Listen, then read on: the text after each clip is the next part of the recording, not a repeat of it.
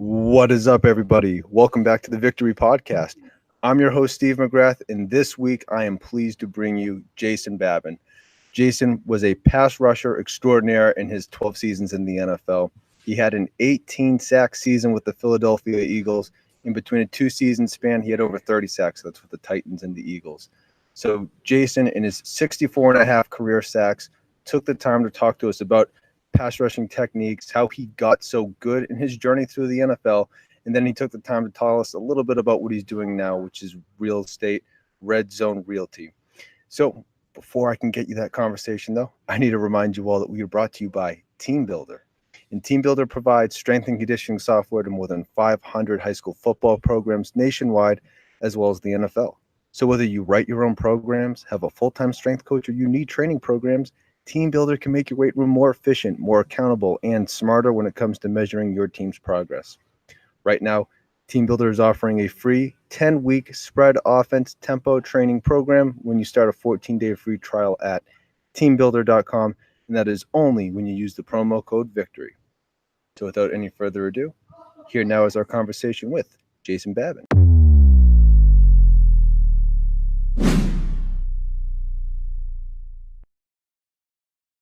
Jason, thanks so much for taking the time and joining us today. How are you doing?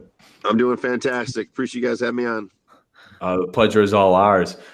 Now, Jason, as what we like to do with all of our guests, I would love to start from the very beginning because everyone knows your name. You're a storied pass rusher, but can you take us back to when you're middle school, high school? We know that you were a football player. You did some track and field, shot put, discus, wrestling.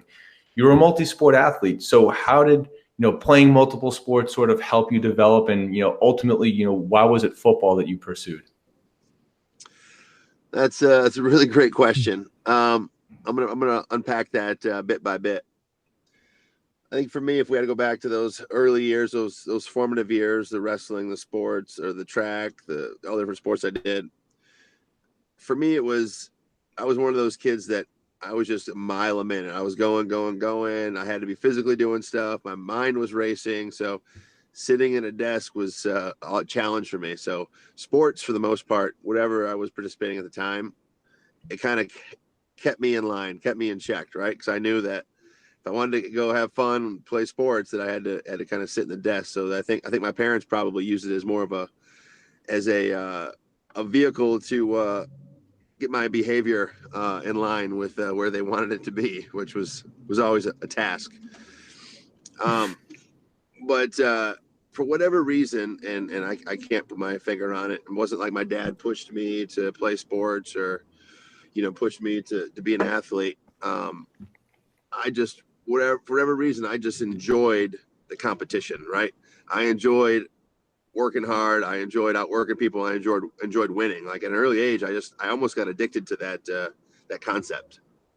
And the more I did it, the more I wanted to do it. And it just kept growing. And at the same time, I knew that I wanted to do something bigger than, I guess, what I was slated to do. And, the grown up middle class in Michigan. And I knew that that possibly sports could be that vehicle. So I knew that at an early age. I mean, I remember, I think probably around 12, I kind of conceptualized that concept in my brain. Like, all right, I can use this. So. Damn. I mean, you go on, I think you break your leg senior year, but you're still you put yourself in a position to have a scholarship at Western Michigan. And, you only go there and set, all-time records for tackles for loss, sacks. So it's obviously something that you were able to take a hold of and really harness. Well, I think a lot of people don't know this little tidbit. I almost didn't go the route of sports. My uncle was Navy SEAL, and I had both my great-grandparents got their citizenships from Croatia and Poland by joining World War I. My grandpa was in World War II. Other uncles in Vietnam. And I wanted to be a Navy SEAL. Like that was something I really wanted to do. And I actually signed up for the Navy and taken my ASVABs, had been preparing, training. And then I remember one day the two officers came to my house and they said, sorry to inform you, we're going to reject your application because of your medical history, because I had asthma really bad as a child. So wow. I literally, excuse me, I actually took about a half a year off and tried to figure things out. I worked for my dad. I traveled, did all the things I really hadn't done before because I used to, pass on spring breaks, pass on, going partying with everybody on the weekends, getting up early, training, doing all those things that, you don't get to do as a college or high school student. And then oddly enough, Western Michigan was the one school that just kept calling. And so finally I was like, all right, I'll go see what they're about. Because I had other big scholarship offers, my junior year before I broke my leg, and even afterwards, they're like, "Well, we'll see how things go." So it was kind of an almost interesting turn. Yeah, definitely. And I mean, the squeaky wheel got the oil, right? I mean, you were able to parlay that into a scholarship, and because they were nothing more than persistent. That being said, though, the MAC is not considered to be on the same level as like a Power 5 conference, and let alone the NFL. How were you able to kind of go and make that jump from being, a great player? I mean, an All-American, All-MAC player, but what was that transition like for you to now going up against NFL talent? Well, I think the biggest, I guess the most beneficial thing was coming from a school where like what people have this perception. It being not quite as good, as other schools, and obviously, from a team's perspective, it's true. But I explain this to a lot of people because you see a lot of these teams, these Mid-American type teams, go against these Big Ten teams or SEC teams, and they hold their own for a good majority of the game. But at the end, usually those bigger schools come out on top. And how I explain that situation is, listen, they literally have a little bit better pool of athletes. The reason, if you're a really good athlete, like, well, where am I going? I'm going to the bigger school. So they have more guys in the wings, more backups that are readily available, so that their talent pool is overall is a little more formative, but not to say that the core talent isn't pretty close to being on par. Yeah. But what back to your transition question about how did that help me or hinder me? But I think it helped me because I always kind of had a chip on my shoulder, right? Once I committed to Western, and then I still remember the moment when Coach Darnell called me up to his office, and I was like, "Oh crap, I'm in trouble again," because it took me a while to get on track, in the sense of maturing, I guess you could say. And I've been called up his office numerous times for getting in trouble. But he called me up his office one day, and this was in the off season, and going into my junior year, and he's got a southern accent. He's like, "Now, Jason, now I'm listening. Now I'm gonna tell you the truth. Now, Jason, you're gonna listen to hear what I have to say to you."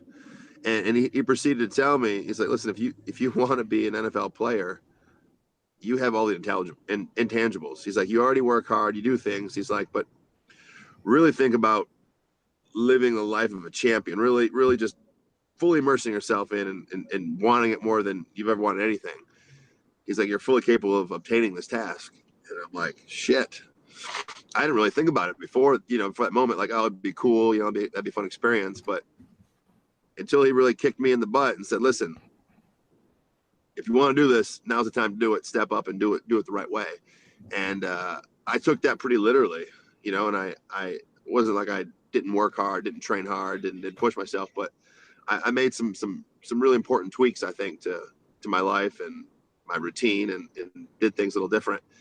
And I credit him for, I guess, keeping me on track and telling me when it's time to turn up the volume.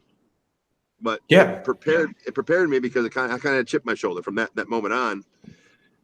Like, okay, well, you're not as good enough. You're from the MAC. And I'm like, and I was at the Playboy Mansion. I with the Playboy All-American stuff, and you got to know a lot of these other guys at other big schools and go to events. And I'm like, that's to me, in my mind, I'm like, that's horseshit. I know my skill set. I know my talent, and but it helped me, I guess, keep working, keep pushing, kind of having that chip on my shoulder, coming from a smaller school. Yeah, no, I do wonder, when guys have a chip on their shoulder, when you get your first round pick, does getting to that stage and getting, have a team go all in on you as being their first pick, does that add to that chip, or do you kind of get a sense of like, I made it, I proved them right? How do you sort of perpetuate that cycle where you go in now and you still have that same fight to, go improve yourself and, ultimately have the career that you did? Well, you can easily get off track. I think you made it. Well, you made it into the club. Now you got yourself a VIP table. And I work with a lot of the young guys that just get drafted or prior to getting drafted. In a sense of we take care of a lot of the real estate because it's something that I do now. But I also spend time with them on an unrelated level, and I explained that to them. I said, "Listen, you're here now. You might have been a first pick, but now it all starts over again. It's like now you got to earn it. Now you haven't arrived yet. So you don't arrive till you get your bust at the Hall of Fame." I said, "You just the beginning. Scratch. It's like you're a rookie all over again. You're a freshman. At college again." I said, "Yeah, you got money. Yeah, you got status. Yeah, but knows your name, but it doesn't mean shit right now." So I really enjoy those talks I have with the young guys, or even the guys that are just free agents, or the guys just trying to make the team, just because I'll talk to them honestly. You know what I mean? A lot of people blowing smoke up their butt and telling them how great they are and how awesome they are. I said, no, I enjoy telling them the truth because, when you know the truth, it makes your decisions in life a little easier. Mm. Yeah, and kids that age need to hear it too, right? They need to, because everyone's been blowing smoke up their butt, and then you come in and tell them the real stuff. Especially nowadays with social media, with all the different platforms, with video and all the different stuff where they've been their whole life. They tell them how great they were, and Yep. they were probably great, but now you're in a competition where there's a bunch of people that are great, and it comes down to what are you going to do to separate yourself from those other great people? Exactly. Yeah. And winning's, more important than ever now because guys are getting the big contracts and the fame, like you said, on social media, but it's all coming down to the winning and getting to the playoffs and making that statement. And, just as Steve mentioned earlier about the Patriots and what they were able to do, it's a staple of what makes a great player nowadays. Oh, absolutely. But Jason, I just want to transition to the field a little bit and talk a little bit about your technique and a little bit about what you were able to do as a pass rusher.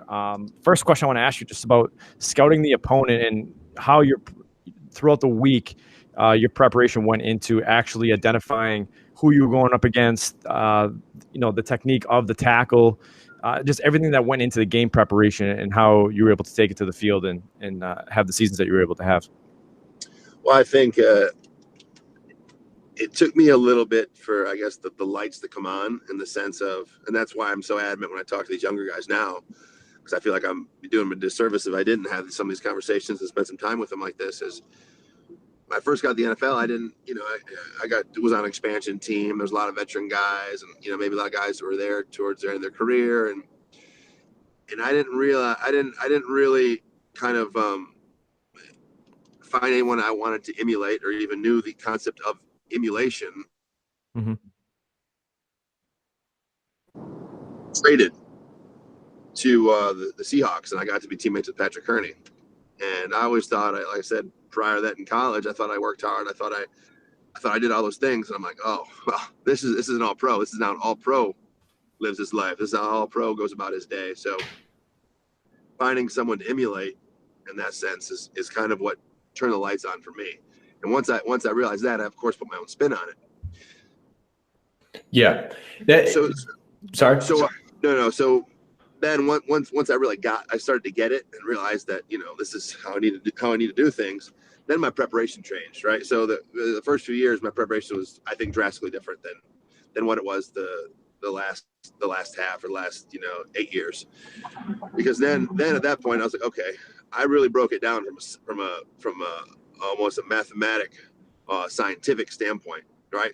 I started looking at down the distances, tendencies, what they like to do, quarterback stance, the tackles, how was he beating the pass, who beat him, what they beat him on, where's his feet, where's his hands, where are the issues, what's his report on his injury report, what are his ailments, what are past years, what kind of pass rushers like me beat him, what they beat him with, when he put his foot forward, it was a short set, like he liked to do that when he got tired, like I had this whole dossier of quarterback, and not just tackles, I had quarterbacks, right? I had centers.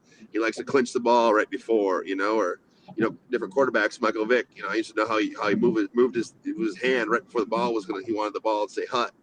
I had this long notebook dossier, and I'd get the TV copies, I'd get the audio copies, I'd get all the data I could on sets, on down distances and formations, and I would make myself an answer key, and I would study it all week long. Very cool. So you were definitely more of a analytics, analyzing what was going on as opposed to what your skill set was. You didn't care about your personal preference, spin, rip, power, speed. You were just what's most likely to work against the guy in front of me.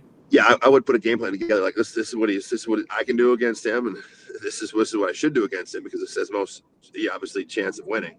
But there's times you just end up playing football. But I would try and get any competitive advantage I could get from week to week on the opponent I'm going against, on the team I'm going against. Okay, how can I be the most successful I can be? What can I do? What can I do to affect the outcome of each and every play? So I took it much more serious, like I said, once I really learned how to do it. Right. Now, if it was even across the board, obviously, anyone that watched you play knew that you were a high motor guy. What would be your go-to move if there was no tendency either way? I would say just pure speed pass rush is what I like to do the most. Now, we have a lot of guys that, young players and coaches that we cater to. Do you have any particular tip that you would give to anyone that was looking to refine their speed pass rush move? Well, and I work with some of the younger guys in the NFL now that are just because the way the NFL with the rookie wage scale and what it's done to the quality of players coming out of the college, it's affecting it in the sense of a lot of these players aren't really ready. Like for example, the old CBA, you're a first round draft pick. Doesn't matter where you're at in the first round, but you were expected to be an impact player from day one, right? Nowadays, you see guys get drafted high, and they're like, "Well, he's going to be a situational pass rush his first year." And so it's a little bit different. So you have these younger guys that are high draft picks that are have some unrefined pass rush skill sets because they have the intangibles, which you either have those or you don't. But there's a lot of work to be done. So I actually work with a few of the younger guys now. But the biggest thing that I stress to them is literally the body mechanics, right? Because the human body functions in a very normal way, in the sense of if your toes pointed upfield, it's hard for you to turn right or left, right? Yep. Your toes got to be pointed in the third step. Your hips got to be open. The gate's going to swing around. I try and break it down to one function, right? And then from function, we go to reaction in motion, right? Because an offensive tackle can only basically do three things: run block, pass block, or block down, right? So when the ball snaps, I'm getting off, right? Because it's assignment, alignment, get off, right? From a defensive standpoint, I can't wait to see what happens because the clock's ticking, right? Quarterback's with the ball, he's going to hold it so long. So getting off as fast as you can, and then reacting in motion, right? And have that muscle memory, and then having the function to execute because really rush the passer is pretty basic, right? It comes down to beating that offensive tackle to that spot. Can you beat him there? If you don't beat him there, guess what? You got to go to power, or you got to go inside move. You got to change it up. If you beat him there, just keep going. Like I try and break it down so it's really simple. Yeah, no, and that was a pretty great explanation of it too. Yeah. And let me not take credit for that. Let me give that to Coach Washburn. I don't want to take any credit. And Jason, you have a wrestling background, right? So now a lot of the buzzwords in the coaching community now is just talking about elbow passes and hand passes, and just a lot of wrestling technique when they're talking about rushing the edge passer. How much did the wrestling background help you rush the passer? Well, I get a little irritated when I hear about rushing the pass with your hands, because if you're not rushing the pass with your feet, it doesn't really matter what you do with your hands. But that being said, I think the reason there's wrestling is such a good asset for linebackers, outside linebackers, defensive ends, three techniques is because understanding leverage, right? And wrestling was by far my best skill set when it came to sports. But understanding that leverage feeling, when their weight shifts just a little bit this way, like, okay, I can flip them. I can hit that move now. And that feeling, that's not something that you easily acquire, right? Because you're going against guys that are usually a little bit stronger, a little bit bigger, a little bit taller. So you got to use a lot of their momentum. And wrestling's about understanding that weight balance, that distribution, that, his weight shifted left, bam, I'm coming back this way. So I think from my perspective, that's I think how wrestling helps the most when it comes to taking on your opponent that's larger. Yeah, that makes sense. And the last question I had here was just about you brought it up too, your footwork cadence and getting off the football and how important get offs are to actually getting to the quarterback. Can you talk a little bit about your footwork cadence and whether you be standing up or in a stance, or what helped you the most to getting after the quarterback from a footwork perspective?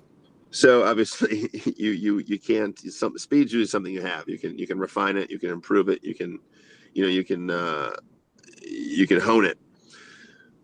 But constantly working the technique, right? I remember the first time I worked with a sprint coach, and he blindfolded us, and he had some professional or Olympic sprinters run by us right on the track, and it sounded just.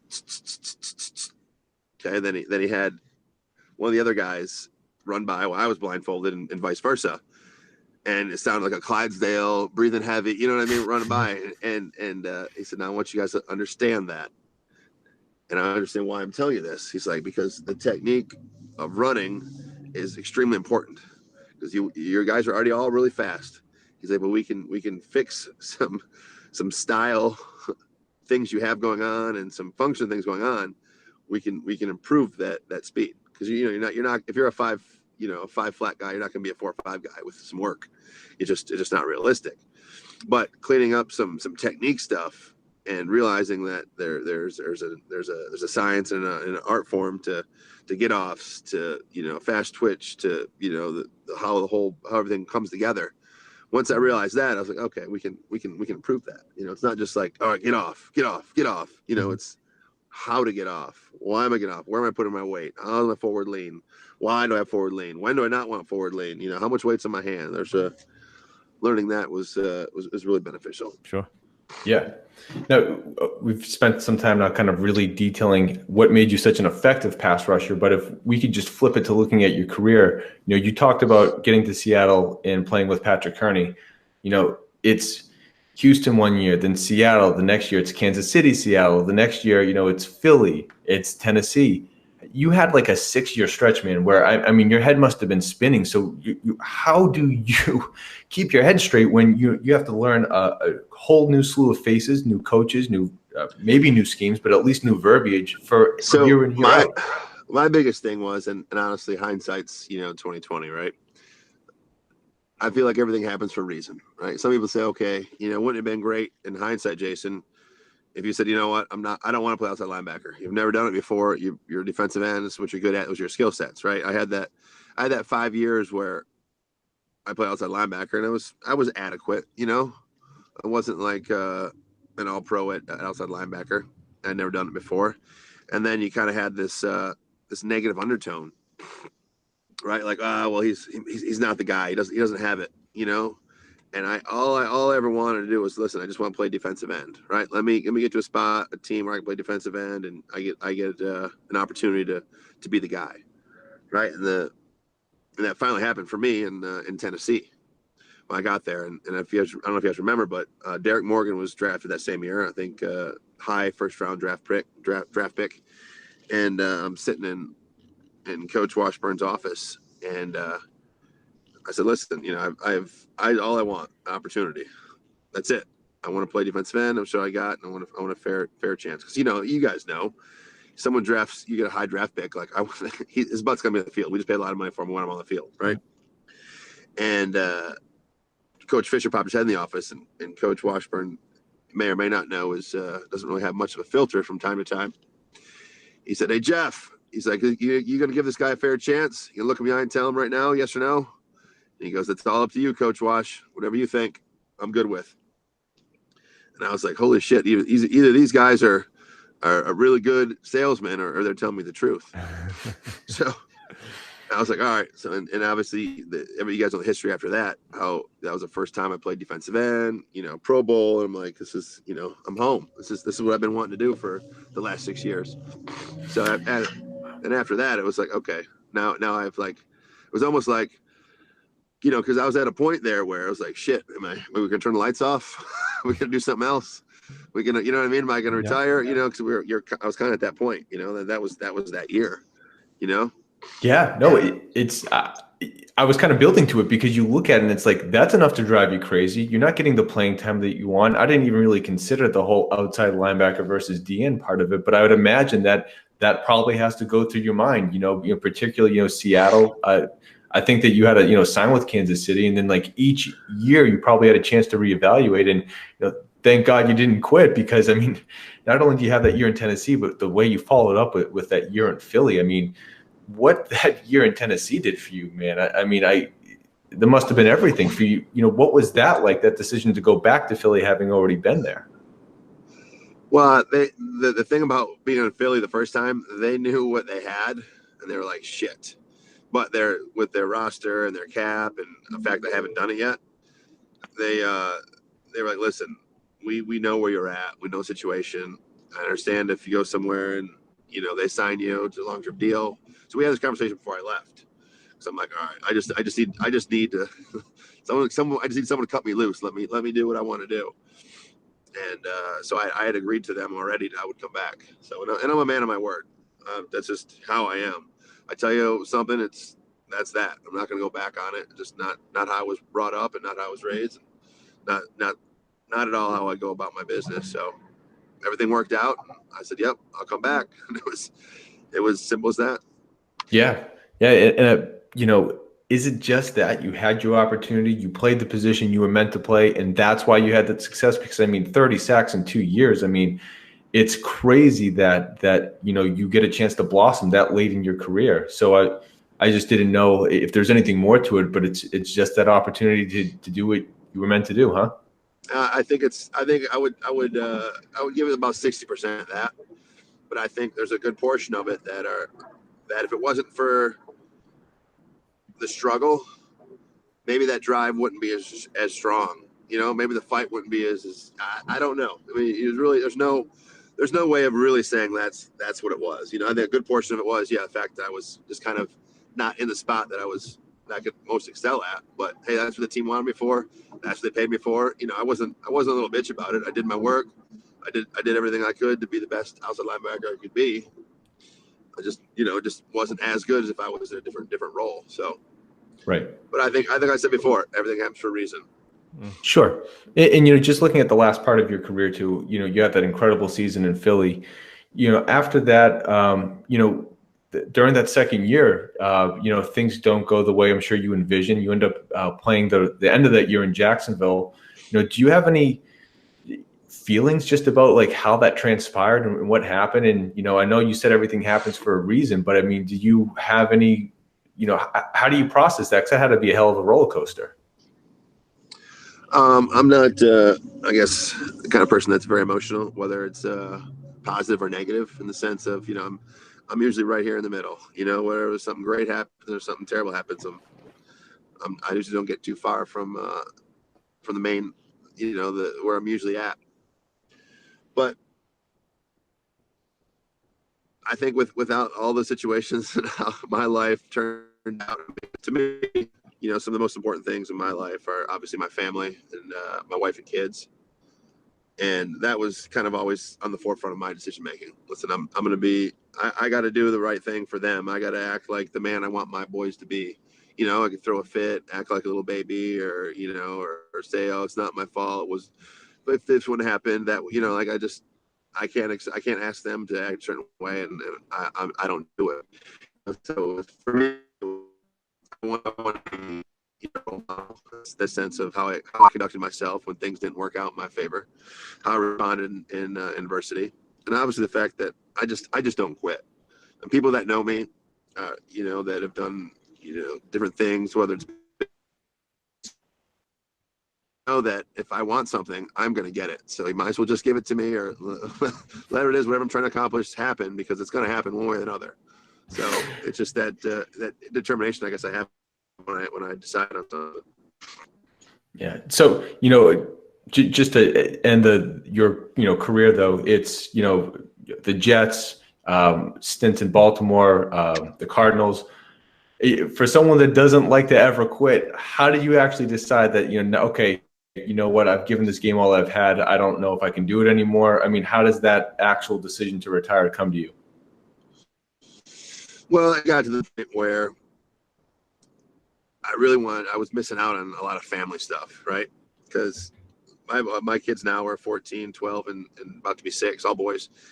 And I couldn't in good faith move them, for a 1-year contract. So being away from them, during the season and coming home when I could was really tough. Probably one of the tougher things that I've had to endure.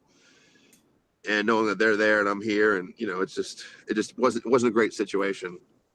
So Sure. I made the decision, like, oh, okay, all right, I've given the game of football about everything I can give it. Maybe I have a little more, maybe I don't, but I kind of made that decision just to be with the families and be with my family and coach my kids in sports and be around and be present on a daily basis. Certainly an understandable and respectable decision.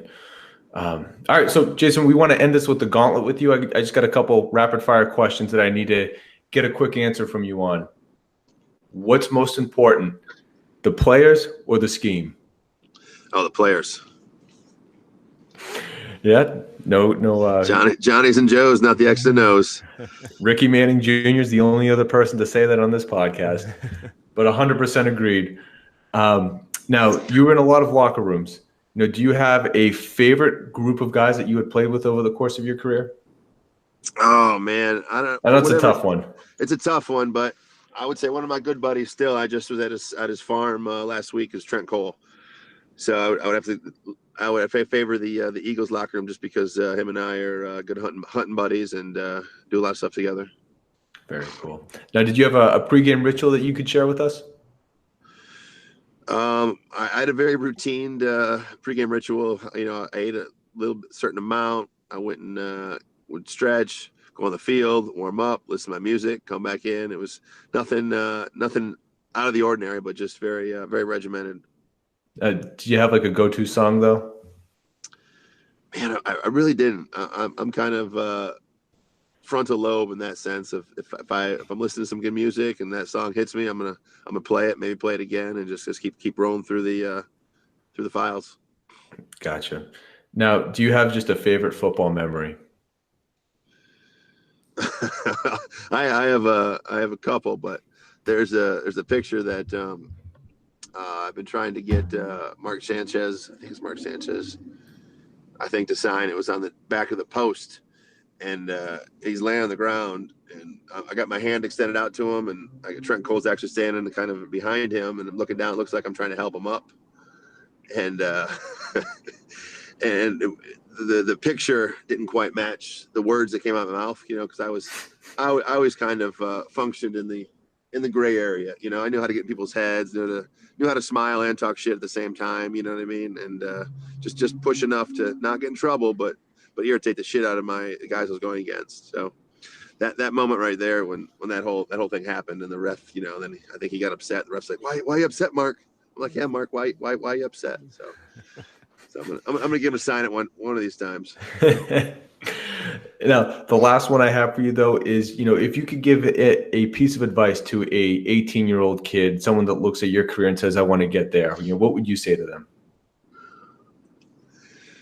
Honestly, I would tell them to keep everything in perspective, right? Because it feels like nowadays these young kids they get so affixed on one little thing, right? And they can get off track and get in the weeds, and keep everything in perspective, right? Because it's about the journey. It's about where we're the experiences along the way, right? 100%. Yeah. Now, Jason, we know that we can find you on Twitter. We can find you on Instagram. Where can anyone else follow with what you're doing? Any real estate stuff that you're up to? What's the best way for everyone to follow you? Real estate stuff is our website, and that's redzonerealtygroup.com.